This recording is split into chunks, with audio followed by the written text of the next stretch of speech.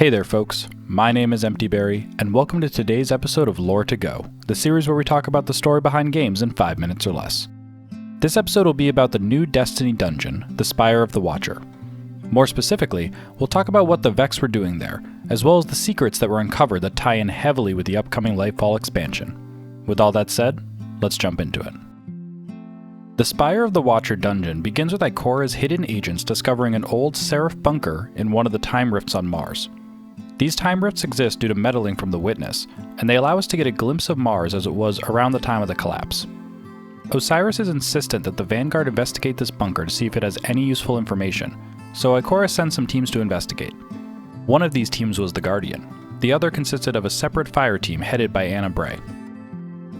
Upon investigating the Seraph bunker, it is discovered that the Soul Divisive are infiltrating the bunker for reasons unknown. The Soul Divisive are a Vex collective that worships the darkness, and should be familiar to you if you've done the Garden of Salvation raid. Anna Bray's team focuses on downloading all the information from the bunker before the Vex can get it, while the Guardian does what they do best, and get to killing some Vex. I'll be honest, the actual story of what happens during the dungeon is pretty uninteresting, however the really cool part comes from what information Anna's team finds in the bunker. During the height of the Golden Age, two technological giants, Bray Industries and the Ishtar Collective, were working on Exodus missions on Mars. Exodus missions were attempts to send colony ships to habitable planets outside of the solar system to increase humanity's reach on a galactic scale. On Mars, the Ishtar Collective, led by Maya Sundarish, installed a special AI submind to utilize Vex technology in helping to predict places that would lead to successful colonization efforts. This AI's name was Soteria.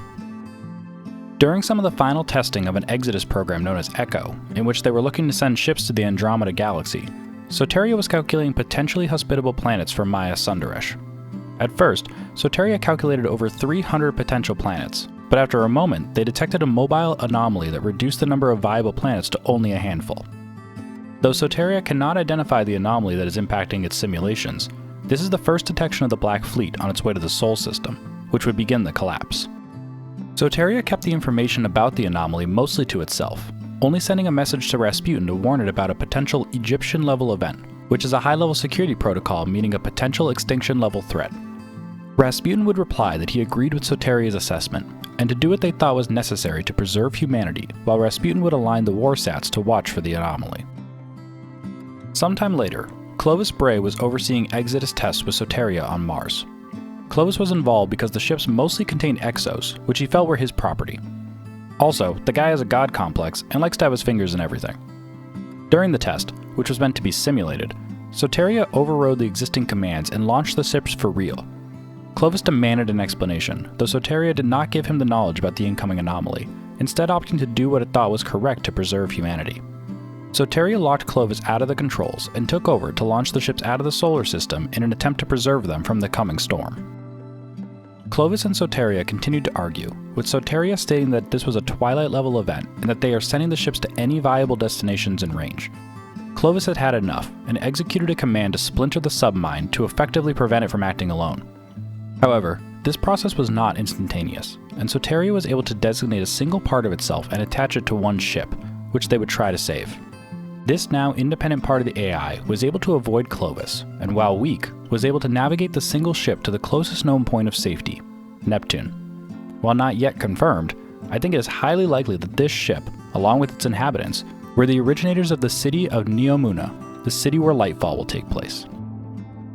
After this, events as we know them came to pass. The Black Fleet came to the Sol system, the Warmind network was rendered useless, and the collapse occurred. What was left of Soteria remained at the control bunker on Mars, which would later be the location of the Spire of the Watcher dungeon. When the Guardian defeated the Vex at the heart of the bunker, the remainder of Soteria's intelligence fled into the dungeon's exotic bow, the hierarchy of needs. Though it hasn't been talkative yet, we'll see if it is able to provide any more information about the refugees on Neptune before the launch of Lightfall.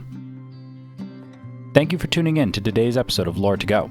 If you like this video, please like and subscribe to make sure you don't miss out on any future content. That's all for today though. Thank you all for joining me, and I'll see you next time.